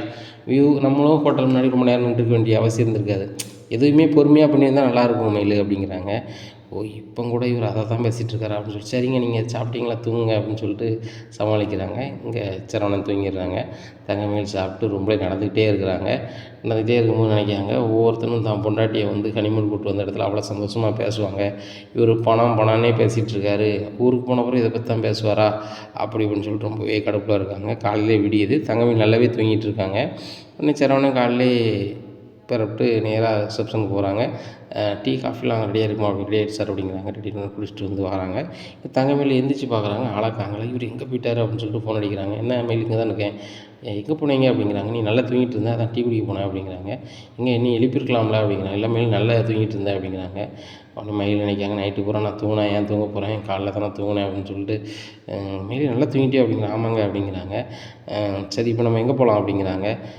ஒரு பக்கம் போக வேண்டாம் அப்படிங்கிறாங்க. அது மயில் அதுவும் சூப்பர் தான், இங்கேயே எல்லா வசதியும் இருக்குது, இங்கேயே இருந்துட்டு நம்ம ஜாலி பண்ணிட்டு போயிடலாம், சரியா? உள்ளே ரூம் நம்ம லாட்ஜ்லேயே என்ன செய்யுது, டிவி இருக்குது, இதை பார்த்துட்டு நம்ம எதுவும் புது படம் போடுறதான்னு நம்ம பார்த்துக்கலாம். ஏன் அங்கங்கே அலைஞ்சிக்கிட்டு, நம்ம தனியாக தானே இருக்குன்னு நினச்சோம், தனியாக இருப்போம், செலவு மிச்சம் தானே அப்படிங்கிறாங்க. இப்போ கூட காசை பற்றியே தான் பேசுவீங்களா அப்படிங்கிறாங்க. மயில், நம்ம இங்கேருந்து வெளில போனாலே காசு நிறைய செலவாகுது மயில், ஏன் அதை உனக்கு புரிய மாட்டேங்குது அப்படிங்கிறாங்க. என்னங்க நீங்கள் கையில் வெண்ணெயை வச்சுக்கிட்டே நீங்கள் அலையிறீங்க அப்படிங்கிறது. வெண்ணெயை வச்சுட்டு அலையிறேண்ணா அப்படிங்கிறாங்க. ஆமாங்க, நான் ஒன்று சொல்லுவேன், நீங்கள் கேட்பீங்களா அப்படிங்கிறாங்க. மயில், உன் சொல்ல கேட்டு தான் நான் வந்து ஹனிமூன் வந்திருக்கேன், இதுக்கு மேலே என்ன கேட்கணும் அப்படிங்கிறாங்க. இல்லைங்க, நீங்கள் வந்து வேலை பார்க்குற இடத்துக்கு நம்ம வேலைக்கு போகணுமா அப்படிங்கிறாங்க. மயில், லீவில் தானே இருக்கேன், அவன் ஊருக்கு போன பிறகு போய்க்கலாம் அப்படிங்கிறாங்க. எனக்கு அது தெரியுதுங்க, ஊருக்கு போன பிறகும் போக வேண்டாம் அப்படிங்கிறாங்க. ஊருக்கு போன பிறகும் போக வேண்டாம்னா அது எப்படி அப்படிங்கிறாங்க. இல்லை அது அப்படி தான், இனிமேல் நீங்கள் போகக்கூடாது அப்படிங்கிறாங்க. சொந்தமாக தான் தொழில் பண்ணணும் அப்படிங்கிறாங்க. மயில், எனக்கு சொந்தமாக ஒரு தொழிலுமே தெரியாது, எங்கள் ஓனர் பண்ணுற தொழிலே தான் எனக்கு தெரியும். அதை நம்ம பண்ணணும்னா லட்சக்கணக்கில் வேணும், ஏன் கோடிக்கணக்கிலையும் வேணும். ஒவ்வொரு மரங்களும் விலை அதிகம், நில ஜன்னல்லாம் இன்றைக்கி ரேட்டை பார்த்தல, ஏகப்பட்ட ரேட்டு. அதனால் வந்து அதை செய்கிறது சாத்தியம் இல்லை அப்படிங்கிறாங்க. ஏங்க சாத்தியம் இல்லை, மாமாட்ட கேட்டால் உங்களுக்கு பிஸ்னஸ் வச்சு தர மாட்டாரா அப்படிங்கிறாங்க. மயிலுங்க பாரு, என் கல்யாணத்துக்கு நிறைய செலவு பண்ணிட்டாரு, அதுபோக அரசிக்கு இன்னும் கல்யாணம் முடிக்கணும், மாமாவுக்கு கல்யாணம் முடிக்கணும் அப்படிங்கிறாங்க. ஏங்க உங்கள் மாமாவுக்கு எது கல்யாணம் முடிக்கணும் அப்படிங்கிறாங்க. ஏன் அவருக்கு வயசாகலையா, அவர் கல்யாணம் முடிக்க தானே செய்யணும் அப்படிங்கிறாங்க. அவங்க வீட்டில் அவங்களுக்கு கல்யாணம் முடிச்சு வைப்பாங்க அப்படிங்கிறாங்க. இங்கே பாரு மயில், எங்கள் மாமா நாங்கள் வேணும்னு சொல்லி தான் எங்கள் வீட்டில் இருக்கார், அவருக்கு கல்யாணம் முடிச்சு வைக்க வேண்டிய கடமை எங்கள் கடமை. அப்படி இருக்கும்போது நீ என்ன இப்படி பேசுகிற அப்படிங்கிறாங்க. உடனே இல்லைங்க, அவருக்கு காசை வீண் பண்ணுவாங்க, அப்போ உங்களுக்கு எப்படி பிஸ்னஸ் பண்ணதுக்கு பணம் வரும், அதனால் அவருக்குன்னா நம்ம வீட்டிலேருந்து எதுவும் பண்ண தேவையில்லை, சாப்பாடு கொடுக்குறதே சரி ரைட்டு ஏதோ கொடுக்குறோம் அப்படிங்கிறாங்க. என்ன மேல் இப்படி பேசுகிற, கடையில் வந்து நாயாக உழைக்கிறாரு, சரியா? எங்கள் கடை வந்து இந்த அளவுக்கு முன்னேறிக்குன்னா எங்கள் மாமாவும் குமரேசன் தாத்தாவும் மட்டும்தான் காரணம். செந்தில் இப்போ சமீபமாக போகிறோன்னு வச்சுக்கோயேன். ஆனால் வந்து ஆரம்ப காலகட்டத்தில் எங்கள் அப்பாவுக்கு ரொம்ப பக்கபலமாக இருந்தது பழனி மாமாவும் தாத்தாவும் தான், குமரேசன் தாத்தாவும் தான். அதை என்றைக்குமே மறக்கக்கூடாது. அவங்க பண்ணலைன்னா நம்மளுக்கு நல்ல சாப்பாடும் கிடையாது, அதுபோக இந்த வசதியும் கிடையாது. இன்றைக்கி நம்ம வந்து ஜாலியாக சந்தோஷமாக இருக்கோன்னா அதுக்கு காரணம் வந்து மாமாவோட உழைப்பு. அதை என்றைக்குமே மறந்துடக்கூடாது. மாமாவுக்கு சம்பளமே கிடையாது. அது தெரியுமா உனக்கு தெரியாதா? அந்தளவுக்கு தான் எங்கள் அப்பா வச்சுருக்காங்க. அப்படி இருக்கும்போது எங்கள் அப்பா கண்டிப்பாக கல்யாணத்துக்கோ இல்லை மாமாவுக்கு ஏதோ தொழிலுக்கோ ஏதோ பண்ணி கொடுக்க தான் செய்வாங்க அப்படிங்கிறாங்க. ஏங்க இப்படியே இழிச்சு வாங்கினா தான் எப்படி அப்படிங்கிறேன். என்ன மயில் இப்படி பேசுகிற அப்படிங்கிறாங்க. உண்மையை தாங்க சொல்கிறேன். நீங்கள் பசங்க 3 பசங்க இருக்கீங்க, 2 பொண்ணு இருக்காங்க. இவங்கள வெறுப்பு செய்த விட்டுட்டு உங்கள் அப்பா வந்து அவங்களுக்கெல்லாம் செய்வாங்களா? உங்கள் அப்பா வந்து பழனி சித்தப்பாவுக்கு ஏதாவது செய்யட்டும், அதுக்கப்புறம் இருக்குது அப்படிங்கிறாங்க. மயில் இங்கே வரதுக்கு முன்னாடி ஒரு மாதிரி இருந்தால் வந்த பிறகு ஒரு மாதிரி இருக்குது, என்ன தான் உனக்கு பிரச்சனை அப்படிங்கிறாங்க. ஒன்றும் பிரச்சனை இல்லைங்க, இன்னுமே நீங்கள் வேலைக்கு போகக்கூடாது அப்படிங்கிறாங்க. மயில் வேலைக்கு போகாமல் எப்படி சாட முடியும் அப்படிங்கிறாங்க. எங்கள் வேலைக்கு போய் சம்பளம் ஏன்டையா கொடுக்குறீங்க, உங்கள் அப்பாட்ட தானே கொடுக்குறீங்க அப்படிங்கிறாங்க. இவ்வளோ நாள் அப்படி தானே மயில் கொடுத்துட்ருக்கேன் அப்படிங்கிறாங்க. இன்னுமே நீங்கள் வந்து அங்கே போக வேண்டாம், பேசாமல் உங்கள் மளிகை கடையில் நீங்கள் வேலையை பாருங்கள் அப்படிங்கிறாங்க. யார்? நான் மளிகை கடையில் அப்படிங்கிறாங்க. ஆமாங்க, மளிகை கடையில் என்ன பிரச்சனை? ஒன்றும் கிடையாது. கல்லால் நீங்கள் இருங்க, செந்தில் வந்து வழக்கம் போல் டெலிவரி பண்ணட்டும், சித்தப்பாவும் டெலிவரி பண்ணட்டும், உங்கள் அப்பா வேணால் வீட்டில் ரெஸ்ட் எடுத்துக்கிட்டோம், அவங்களுக்கு தான் வயசாகிட்டு போதில்ல மாமாவுக்கு, நீங்களே வியாபாரத்தை பண்ணுங்கள் அப்படிங்கிறாங்க. சரி, கடை நீ தான் நடத்துகிறியா அப்போ அப்படிங்கிறாங்க. உங்கள் அப்பா தான் நடத்துகிறாங்க அப்படிங்கிறாங்க. அப்போ இந்த முடிவை யார் எடுக்கணும் அப்படிங்கிறாங்க. உடனே அப்படி முடிச்சிட்ருக்காங்க. எங்கள் அப்பா தான் எடுக்கணும், அதை புரிஞ்சுக்கோ சரியா? மளிகை கடையை பற்றி எனக்கு ஒன்றுமே தெரியாது அப்படிங்கிறாங்க. ஏங்க கல்லால் இருக்க போகிறீங்க, அவங்க எல்லாமே இது பண்ண போகிறாங்க, அதுக்கு வேலை செய்ய போகிறாங்க இருக்கிறவங்க, அதுக்கு உங்கள் அப்பாட்ட தெரியாத கேட்க போகிறீங்க. நீங்கள் எதுங்க இன்னொரு ஆள்கிட்ட போய் வேலை பார்க்கணும்? ஒரு முதலாளி மாதிரி ஜாலியாக இருக்கிறத விட்டுட்டு இன்னொரு ஆள்கிட்ட போய் வேலை பார்த்துட்டு நல்லவே இல்லைங்க. இன்னொரு ஆள்கிட்ட வேலை பார்க்க போய் தானங்க உங்கள் கையில் காசு இல்லை. இது நீங்கள் தொழில் பண்ணுவீங்க, இல்லை கல்லால் இருக்கீங்கன்னா எவ்வளோ காசுனாலும் நம்ம கல்லால் எடுக்க முடியுமில்ல அப்படிங்கிறாங்க. என்ன மேலும் சொல்கிற, அது வந்து மளிகை கடையோட காசு, அது அப்பா காசு அப்படிங்கிறாங்க. ஏங்க உங்கள் அப்பா காசை முதல்ல எடுக்க உரிமை உங்களுக்கு தான் இருக்குது, நீங்கள் தான் மூத்த பையன், நீங்கள் எடுத்த மிச்சத்தை தான் உங்கள் தம்பி மாதிரி கொடுக்கணும், மாமாவுக்கு கொடுக்கணும். ஆனால் நீங்கள் அவங்களெல்லாம் வந்து அந்த கடையில் செல்வம் குளிக்கிற கடையில் அவங்கள விட்டுட்டு நீங்கள் வந்து ஒரு சம்பளத்துக்கு ஒரு இடத்துல வேலை பார்த்துட்ருக்கீங்க. இது என்னங்க நியாயம்? முதல்ல நீங்கள் தானே மூத்த பையன், வேலை படிப்பை முடிச்சோன்னே நீங்கள் கடைக்கு போயிருக்கலாம்ல, டெக்னிக்கலாக நீங்கள் பிழைச்சிருக்கலாம்ல. பாருங்கள் உங்களுக்கு பிழைக்க தெரியல. அதனால் நான் சொல்கிறத கேளுங்க, வேலைக்கு போகிற இடத்துல வேலை வேண்டான்னு சொல்லுங்கள், கடைக்கு போங்க. கண்டிப்பாக உங்கள் அப்பா உங்களை ரொம்ப நம்புவார். அப்போ கல்லால் தான் வைப்பார். அப்போது எவ்வளோ வருமானம் வருது என்னென்னு உங்களுக்கு தெரிஞ்சிக்க முடியும். அதுபோக அதில் நம்ம எவ்வளோ பணம் எடுத்தால் உங்கள் அப்பாவுக்கு தெரியாதுன்னு உங்களை புரிஞ்சிக்க முடியும் அப்படிங்கிறாங்க. மயில் நீ தான் பேசுகிறியா அப்படிங்கிறாங்க. ஏங்க நான் தான் பேசுகிறேன், நான் சொல்கிறது முதல்ல கேளுங்க. அந்த கல்லாலேருந்து நல்லா காசு எடுக்கலாங்க அப்படிங்கிறாங்க. மயில் உன் புத்தி முதல்ல சரி கிடையாது, நீ இங்கே வந்ததுலேருந்தே நீ வித்தியாசமாக இருக்க. எதுக்கு எடுத்தாலும் அவங்க அம்மாவுக்கு ஃபோன் பண்ணி அது இதுன்னு கேட்க, அவங்க அம்மாட்ட பேசாத வைக்காதான்னு சொல்கிறதுக்கு ஆள் கிடையாது. ஆனால் நல்லதை கேளு, நல்லதை செய். என்ன உனக்குன்னு என் வீட்டில் கடுமையான மரியாதை இருக்குது. எங்கள் அப்பா ரொம்ப உன்னை நம்புகிறாரு. அதுபோக எங்கள் வீட்டில் உள்ளவங்க எல்லாருமே மூத்த மருமக மாதிரி ஒரு தங்கமான பிள்ளை கிடையாதுன்னு நினச்சிட்ருக்காங்க அப்படிங்கிறாங்க. நீங்கள் வேணால் அப்படி பேசிகிட்டு இருக்க வேண்டியதான். உங்கள் அம்மா வந்து என்னை மருமகளாகவோ அந்த வீட்டு பிள்ளையாகவே நினைக்கிறதே கிடையாது. ராஜி மீனாவும் தான் தலையில் தூக்கி வச்சுட்டு ஆடுவாங்க அப்படிங்கிறாங்க. இங்கே பாரு மயில், நீ மனசு ஏதோ தேவையில்லாமல் எல்லாத்தையும் போயிட்டு குழப்பிக்கிட்டு இருக்கேன்னு நினைக்கிறேன். எங்கள் அம்மா அப்படி கிடையாது. எங்கள் அம்மா கொஞ்சம் வெகுளி, யார் சந்தோஷமாக பேசணும்னு பதிலுக்கு பேசுவாங்க, அவ்வளோதான். மற்றபடி இதெல்லாம் கிடையாது. ஒன்றையும் அவங்க பெத்த மகளாக தான் வைப்பாங்க அப்படிங்கிறாங்க. அப்படின்னு பேசிகிட்டு இருக்கும்போது மயில் நேரம் ஆகுது, சாப்பிட வாரியா வரலையா அப்படிங்கிறாங்க. ஏங்க அதேமாதிரி பார்சல் வாங்கி கொண்டு தர போகிறீங்களா அப்படிங்கிறாங்க. மயிலுங்க பாரு, சாப்பிட வந்தால் என்கிட்ட வா, நைட்டு சாப்பிடாமல் படக்கூடாதுன்னு எங்கள் பெரியவங்க சொல்லுவாங்க, எங்கள் அப்பாவும் எங்கள் அம்மா சொல்லலாம் கேட்டிருக்கேன். அதனால் சாப்பாடு வாங்கி கொண்டு தந்தேன். இப்போ நீ சாப்பிட வரலன்னா அது ஒரு திமிரு அப்படிங்கிறாங்க. உடனே மயில் நினைக்கிறாங்க, இவர் நம்ம வழிக்கே வரமாட்டார் போல, என்ன செய்யனே தெரியலையே, இதுக்கு நம்ம அம்மாட்ட தான் ஐடியா கேட்கணும், இவர் முன்னாடி ஃபோன் பேசுகிறான்னு சரி வராது அப்படின்னு சொல்லிட்டு, சரிங்க நான் குளிச்சுட்டு வரேன் அப்படின்னு சொல்லிட்டு நேராக செல் எடுத்துகிட்டு பாத்ரூமில் போய் அம்மாட்ட பேசுகிறாங்க. ஏம்மா இவர் எந்த இழுப்புக்கும் வரமாட்டாருமா, மளிகை கடையில் பேசாமல் இருங்க, அதில் வரவு செலவு பாருங்கள், நம்மளுக்கு வருமானம் வரும்னாங்க, நம்ம செட்டில் ஆகிடலாம்னு சொன்னாலும் கேட்க மாட்டுறாரு. இல்லை உங்கள் அப்பாட்ட சொல்லி ஒரு பிஸ்னஸ் வச்சு கொடுங்கனாலும் கேட்க மாட்டுறாரு. கேட்டால் எங்கள் அப்பா வந்து ஏற்கனவே கஷ்டப்படுறாரு, எங்கள் மாமாவுக்கு கல்யாணம் முடிச்சு வைக்கணும், அரசிக்கு கல்யாணம் முடிச்சு வைக்கணும், அதுக்கு எவ்வளோ செலவு இருக்குது, நான் போய் கல்லால் இருந்து பணம் எடுத்தால் எப்படி அப்படின்லாம் சொல்கிறாருமா அப்படிங்கிறாங்க. என்னடி உன் புருஷனுக்கு பிழைக்க தெரியாத மனுஷனாக இருக்கார், இப்படி ஒத்த ரூபா கூட எடுக்க தெரியலனா எப்படி இருப்பார்? ஒன்று அதை செய்யணும், இல்லையா வேலை பார்க்குற இடத்துல கல்லால் கை வைக்கணும், அதுவும் செய்யலைன்னா எப்படி முன்னேற முடியும்?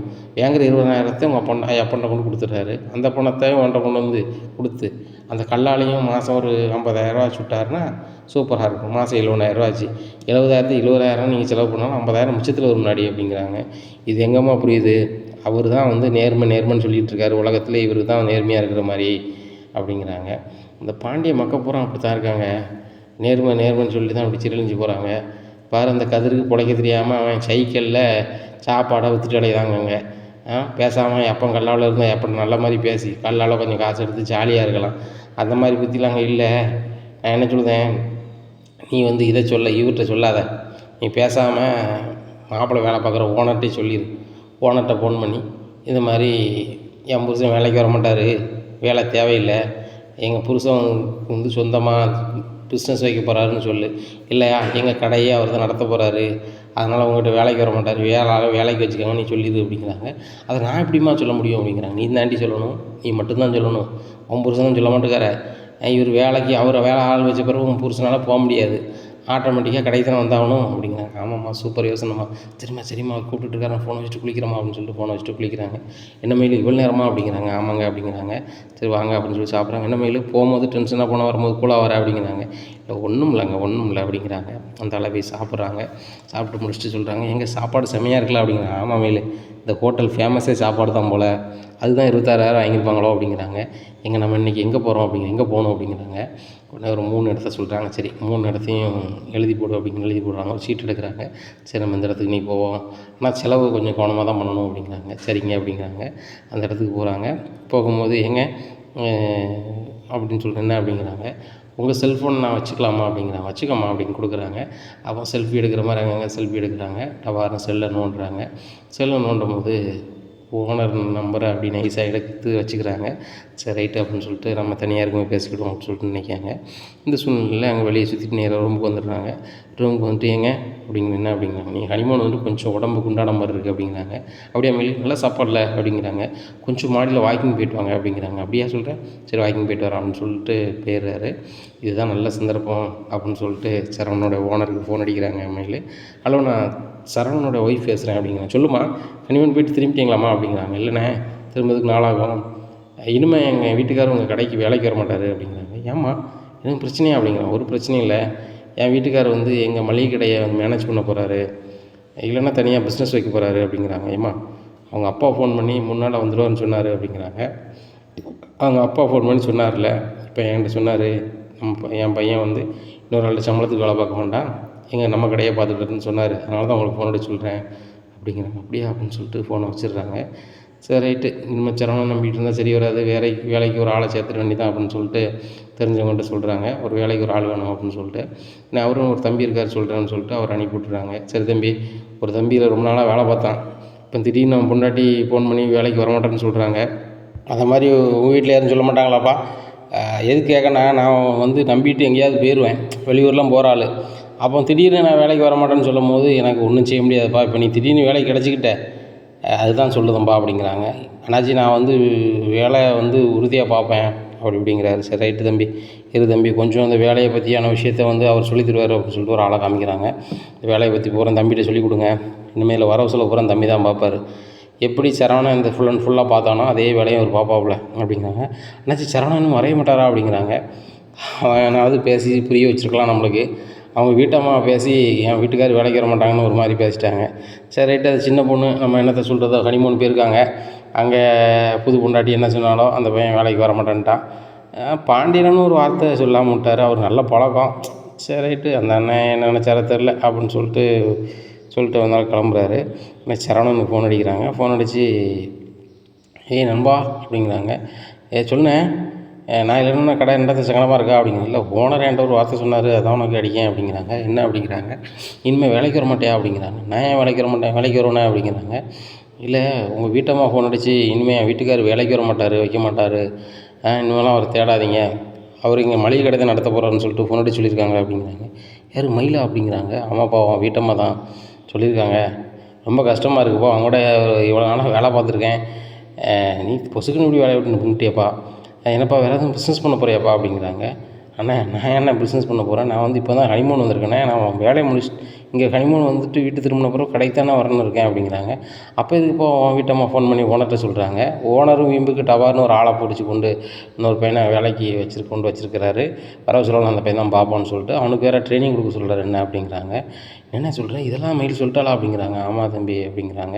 எனக்கு கொஞ்சம் ஃபோனை வைங்கினேன், நான் ஓனர்கிட்ட பேசுகிறேன்னு சொல்லிட்டு அண்ணே அப்படிங்கிறாங்க. என்ன சரவணே நல்லா இருக்கியா, பிஸ்னஸ் பண்ண போறியா, நல்லா இருப்பா, வாழ்த்துக்கள்ப்பா அப்படிங்கிறாங்க.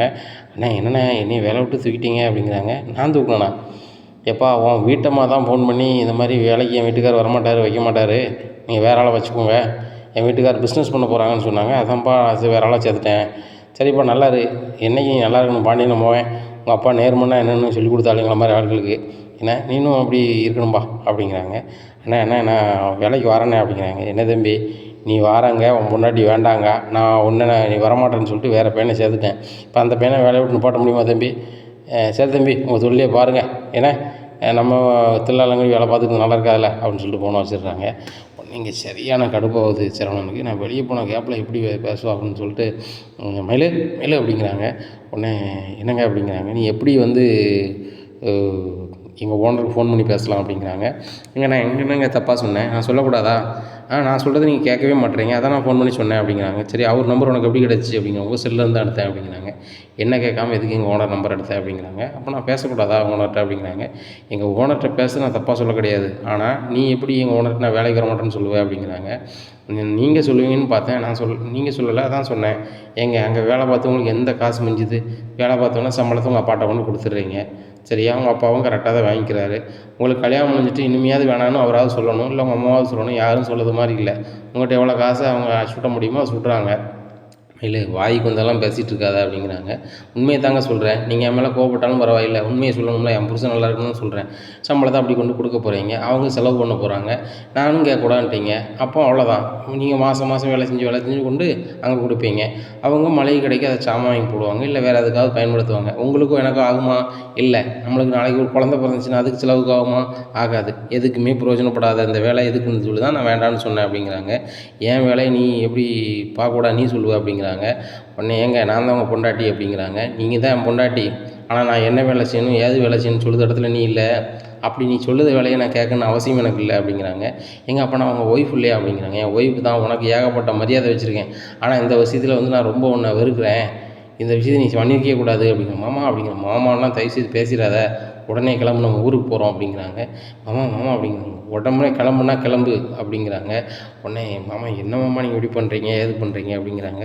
கிளம்புனா கிளம்பு அப்படிங்கிறாங்க. அதனால் கிளப்பி சென்னையிலேருந்து ஊருக்கு கிளம்பி வராங்க. இங்கே நாளை கழிச்சு தான் வருவாங்கன்னு சொல்லிட்டு இங்கே வீட்டிலலாம் இருந்துகிட்டு இருக்கும்போது மயிலும் சரவணனும் வந்து நிற்காங்க. உடனே பாண்டி என்ன சரவணா அதுக்குள்ளே வந்துட்டீங்க அப்படிங்கிறாங்க காலையிலே. இல்லைப்பா அவங்க எல்லாரையும் பார்க்கணும் புரிஞ்சுப்பா, அதான் வந்துட்டப்பா அப்படிங்கிறாங்க. சரிப்பா ரெஸ்ட் எடு அப்படிங்கிறாங்க. இல்லைப்பா காலையில் வேலைக்கு கிளம்பணும் அப்படிங்கிறாங்க. டேய் வந்த அன்றைக்கி ரெஸ்ட் எடுறேன், நான் ஓனர்கிட்ட சொல்லிடுறேன் அப்படிங்கிறாங்க. இல்லைப்பா வேண்டாமா அப்படின்னு. நான் சொல்லிடுறேன்டா அப்படிங்க. இல்லைப்பா வேண்டாமா அப்படின்னு சொல்கிறாரு. நான் பார்த்துக்கிறேன் அப்படின்னு சொல்லிட்டு பாண்டி நேராக ஓனர் பண்ணிக்காரு. அண்ணாச்சி என் பையன் நாளைக்கு தான் வருவான், இன்னைக்கு வந்துட்டான் அப்படிங்கிறாங்க. அண்ணாச்சி அவர் எதுக்கு வரணும், உங்கள் கடையை பார்த்துக்க வேண்டியானே அப்படிங்கிறாங்க.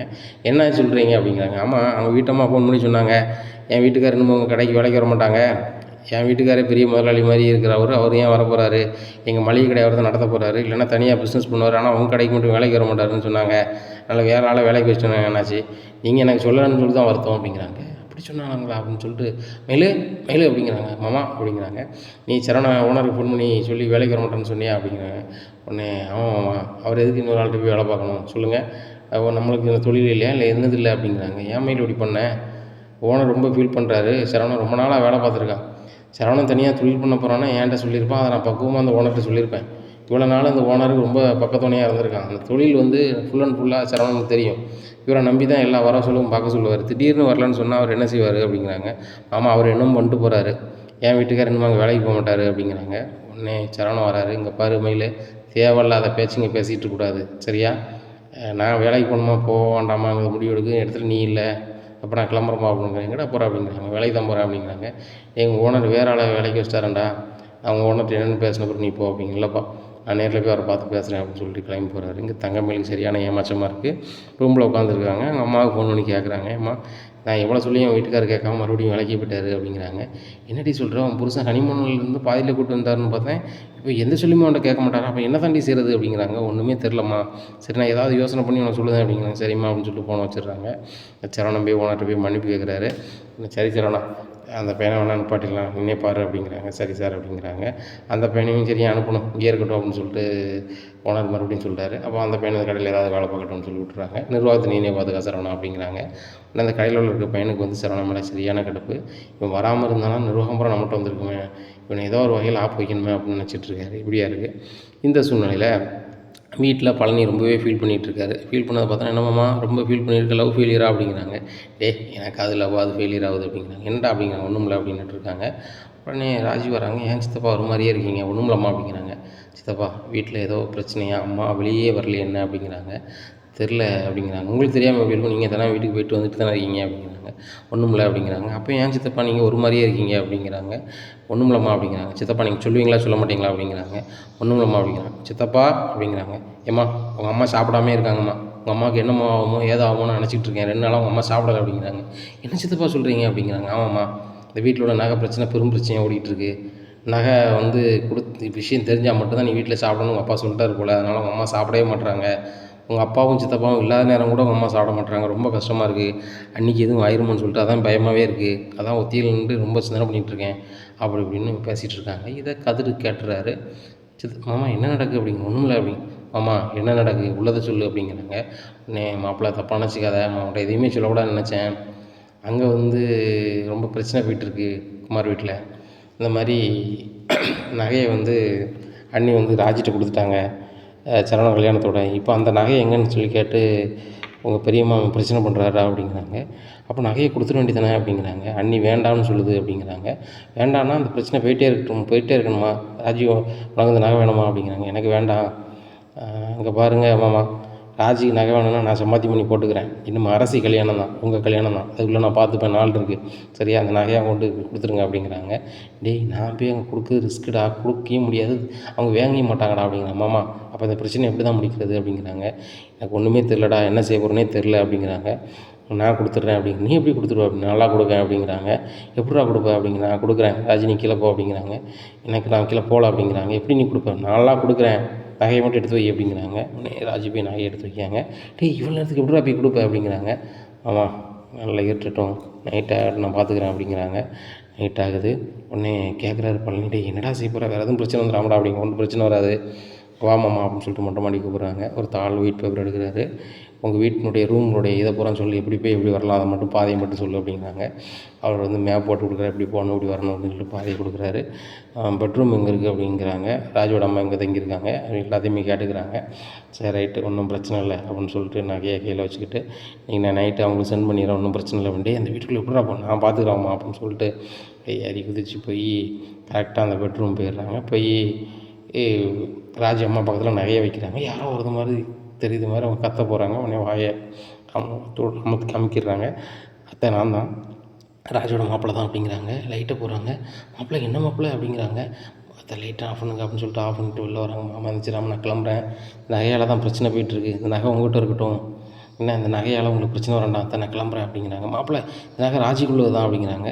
அது உங்கள் காலத்துக்கு அப்புறம் கொடுங்க, இப்போ இந்த பிரச்சனை வரக்கூடாது, இந்த நகை உங்கள்கிட்ட இருக்கட்டும். என் பொண்டாட்டிக்கு நகை வேணும்னா நான் உழைச்சி போட்டுக்கிறேன், நான் புருஷன் நான் இருக்கோம்ல நான் பார்த்துக்கிறேன், நீங்கள் கவலைப்படாதீங்க அப்படின்னு சொல்லிட்டு நகையை கொடுத்துட்டு அவசர அவசரமாக போகிறாரு. யாரோ வராங்க போகிறாங்கன்னு சொல்லி சவுண்டு கேட்ட உடனே குமார் ஓடி வராரு. ஓடி வந்து யாரா நீ திருட்டு போயில அப்படின்னு சொல்லி பிடிக்கிறாங்க. ஆஹா இவன் பிடிச்சான்னா நம்ம கட்டியிருக்க துண்டை வந்துருமா அப்படின்னு சொல்லிட்டு வாயில் ஒரு கொடுப்பு கொடுக்காரு, முகத்தில் ஒரு கொடுப்பு கொடுத்துட்டு பாஞ்சு போகிறாரு. அம்மா அப்படின்னு சொல்லிட்டு விழுதாங்க. இங்கே விழுந்தோடனே இமைக்கு மேலே லைட்டாக அடிபட்டுருது. இந்த சூழ்நிலையில் வந்து குமார் பொத்துன்னு விழுந்தோடனே என்னாச்சு அப்படின்னு சொல்லிட்டு எல்லோரும் லைட்டை போட்டு வராங்க. சக்திவேல் ஏதோ திருடன் நினைக்கும்பா ஓடுறாம்பா அப்படிங்க, எல்லாத்தையும் காணாம போய்ட்டா தேடுங்க அப்படி இப்படின்ட்டு எல்லாத்தையும் பார்க்குறாங்க. எல்லாமே இருக்குது அப்படிங்கிறாங்க. அப்போ திருடன் யார் வந்திருப்பா என்ன வந்திருப்பா அப்படி இப்படின்ட்டு இருக்கும்போது முதல்ல குமாருக்கு என்னமோ ஆகிட்டு என்னென்னு பாருங்கள் அப்படின்னு சொல்லிட்டு ஹாஸ்பிட்டல் போட்டு போய் பார்க்காங்க. இங்கே கெட்ட போட்டு கொண்டு வீட்டில் வச்சுருக்காங்க. இந்த சூழ்நிலையில் மாப்பிள்ளை என்னாச்சு பணக்கிற சக்ஸஸ் அப்படிங்கிறாங்க. அதெல்லாம் கொடுத்துட்டு வந்துட்டு ஒன்றும் பிரச்சனை இல்லை, நம்ம ஏற்றுங்க மாமா அப்படிங்கிறாங்க. டேய் வேறு எதுவும் பிரச்சனை வராதா அப்படிங்கிற, ஒரு பிரச்சனை தான் மாமா பார்த்துக்கலாம் அப்படிங்கிறாங்க. காலையில் விடிஞ்சோன்னே சக்திவேல் சொல்கிறேன், ஏன்னா திருடன் நம்ம வீட்டுக்குள்ளே எவனு வந்திருப்பான், போலீஸ் போய் கம்ப்ளைண்ட் பண்ணேன் அப்படிங்கிறாங்க. டே குமார் கல்யாணம் வச்சுருக்கோம் நேரத்தில் வேண்டாம், நம்ம வீட்டில் வரதுக்கு யார் தைரியம் இருக்குன்னு சொல்லிட்டு நம்ம அதை ஏன்னு பார்ப்போம் அப்படிங்கிறாரு. நீ என்ன நடக்கும் அப்படிங்கிறத பொறுத்து வந்து பார்க்கலாம். நம்ம சேனல் நீங்கள் மறக்காமல் லைக் அண்ட் சப்ஸ்கிரைப் பண்ணுங்கள். நன்றி, வணக்கம்.